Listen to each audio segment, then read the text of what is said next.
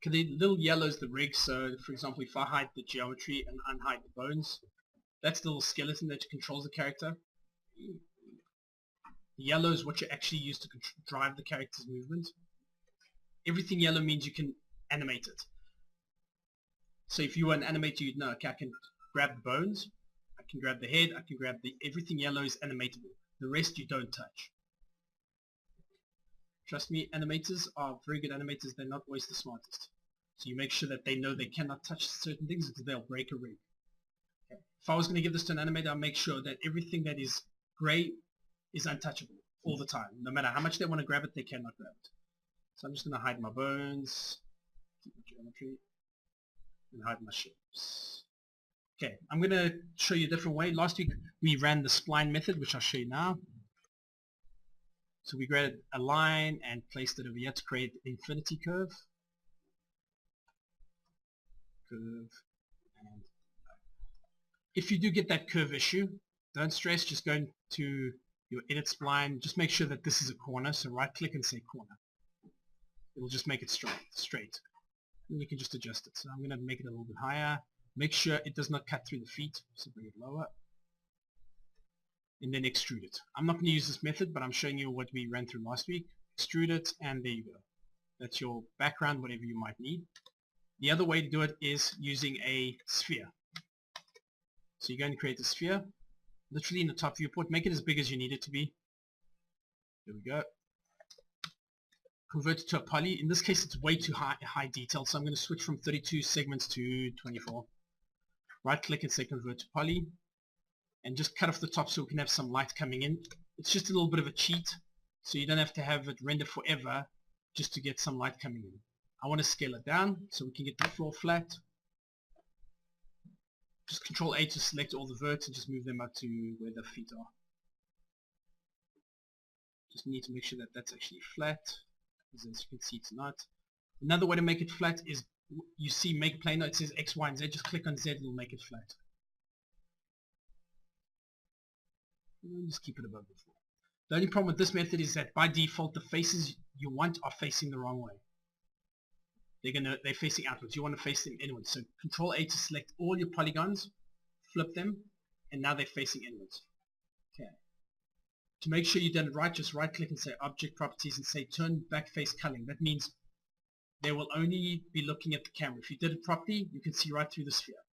But the faces are still there, you just don't see the back end of the face. Let's just go and add a material by pressing M or clicking Material Editor. I'm going to condense this quickly. Just grab any of them and assign it. And then assign it, and then let's just make sure everything is clean in this file. And I'm going to condense it again. That means clean up the Material Editor. And I'm going to have background material, call it background. I want that to be a simple gray or green or whatever. Okay, let's go green so it really pops out. Green. A little bit darker, and just assign it. Okay. There we go. Maybe too green, but let's go with it. And then we add the robot. We'll call it robot matte. I'm gonna keep it standard materials, no fancy metal array.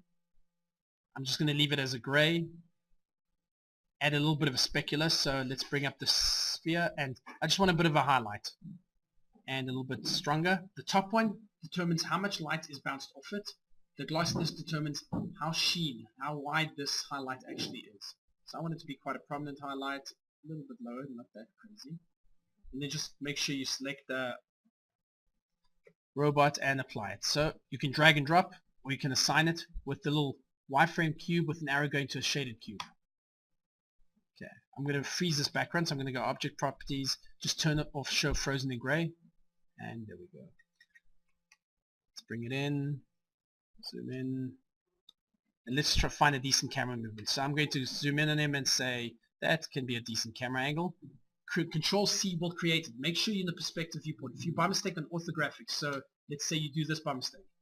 If you don't know if you're in orthographic, look on the top, it's orthographic. If you press Control C now, nothing will happen. Just make sure you're on press P and you're on perspective mode. Let's place it over there. I'm going to go Control C to create it,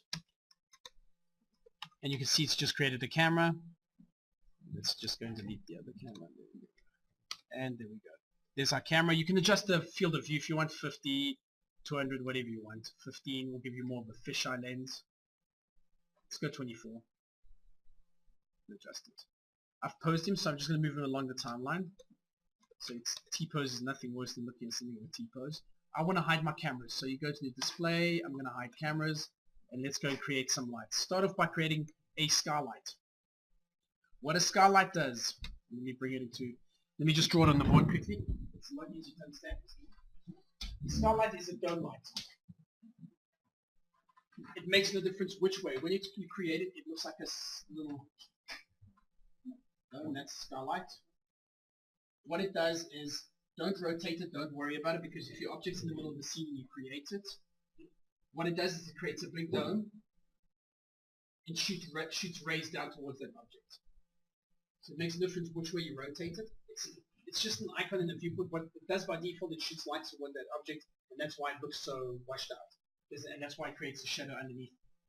It's because all the lights are shooting down. The old way of doing it was taking spotlights and putting one there, all the way around until you've done the entire sphere. This is just a lot easier than doing it the old way. So that's what a skylight does, is it shoots rays towards the object in a dome. So don't try to rotate it or place it, because it's just a dome light. Literally, it is a dome light. I'm going to create the standard dome lights. I'm not going to add any HDRIs or anything fancy. I'm going to go into the Create tab, where you can create everything from your geometry to shapes, in this case lights. Please don't fiddle with the photometric lights. Just click on the arrow and go down to standard. Create a skylight. By default it should be pretty blown out because it's set to 1. So if you are not getting any feedback in your viewport, right click on realistic over here, go and say illuminate with scene light, otherwise it's going to be using the default light.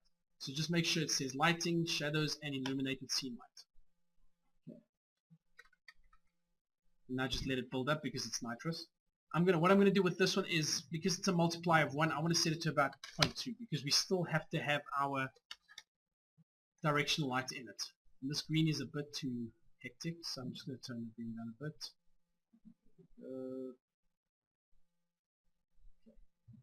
Now let's create a directional light. Once again, go to the Create tab. The lights are there.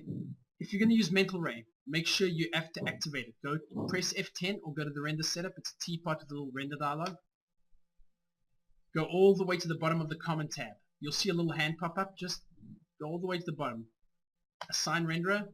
Under production, not active shade, not material editor. It'll by default adjust the rest. Switch it to Mental Ray.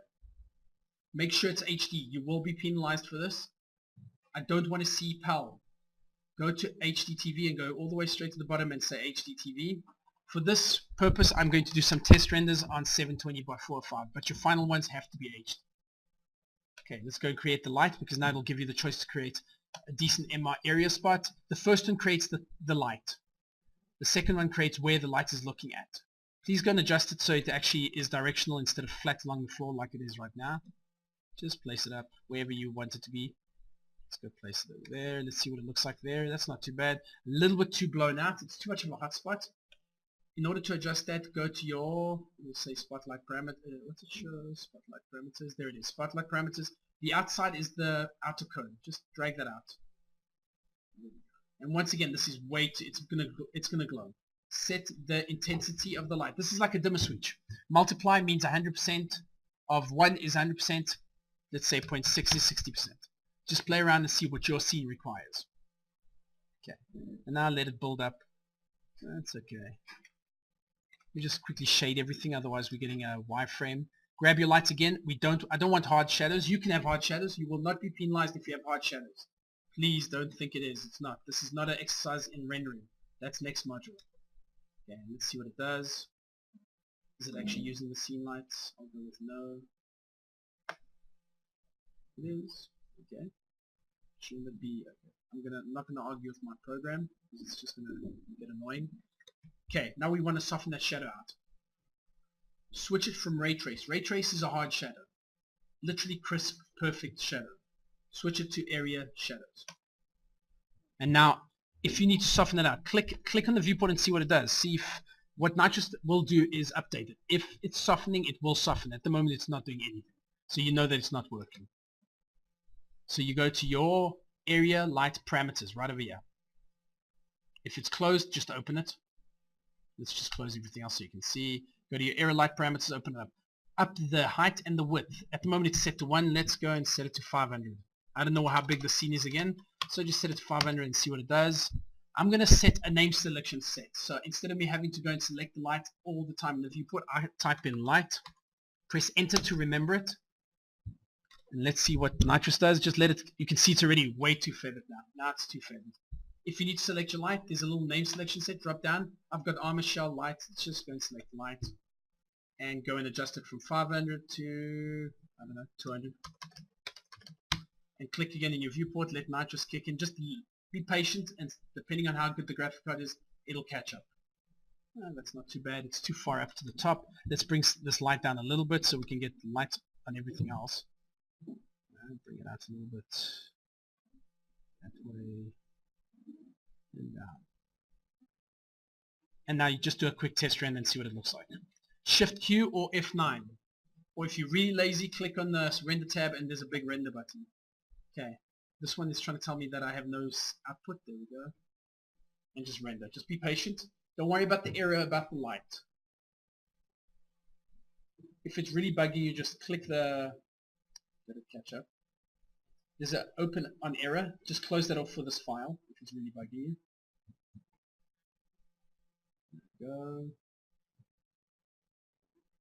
You'll notice because I put the green background there specifically so you can see how it bounces green onto the robot. That's realistic. If you had a green floor in here and a lot of light hit it, it would bounce green all over the hell out of this room and everything would be slightly green. There we go. Everything's slightly green.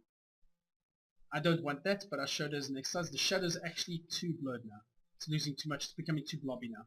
So let's go and fix that. I'm going to go into my drop name selection set again. Select light and go and make it about 100. No, 150. Okay. And then I'm going to switch out the green to something else. Let's go and make it a little bit of a gray. There we go. And then you render it out again. Shift Q, render.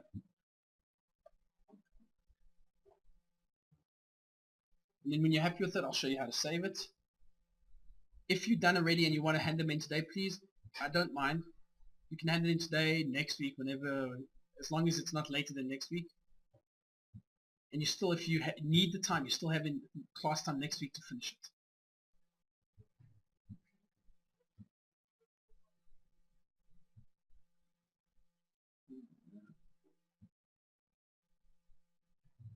I'm not going to add any fancy shaders because it can take forever to render, so let's just leave it.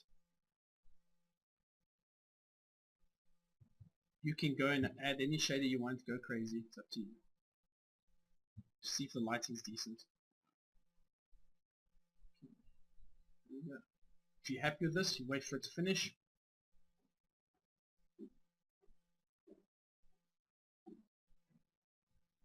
Depending on your file, it's just telling me it doesn't have an output path. Go and say save image, and I'm going to say render output. If you've got your file set up like mine, you can, or you can create your own render folder. It's up to you.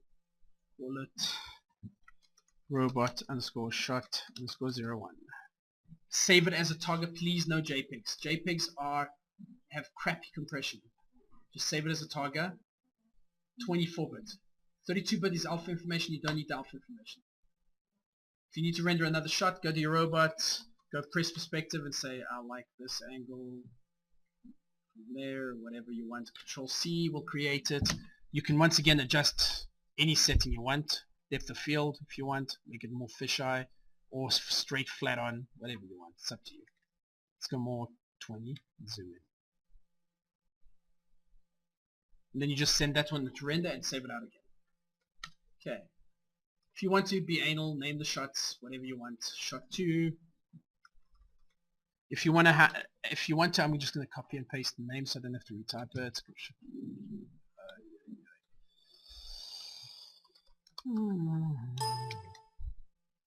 Okay, Control C, and let's go paste the name over here and call it shot 1. If you need to select a camera, just press C on the keyboard. Not Control C, just C.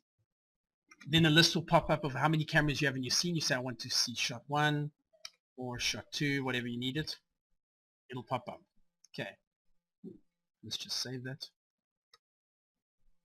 Okay, that is about as simple as it's gonna get. Please don't go too crazy. Have fun with the lighting if you're done and you can afford to. Otherwise, don't stress too much about it. Just put a light in. I like to soften the shadow because that's just me. You don't have to. You can have a hard shadow. Okay, and then you just render it out. Go back to your camera. Make sure you're rendering HD. Go down and say, okay, it needs to be 1920 by 1080. 1920 by 1080. And then you just click Shift Q, let it render, and then you save it out. I'm not going to let this one finish. I'll let it finish rendering, but not while you watch. It's just going to take a while to finish that. So if you want to hand it today, you can. If you want to hand it next week, it's up to you.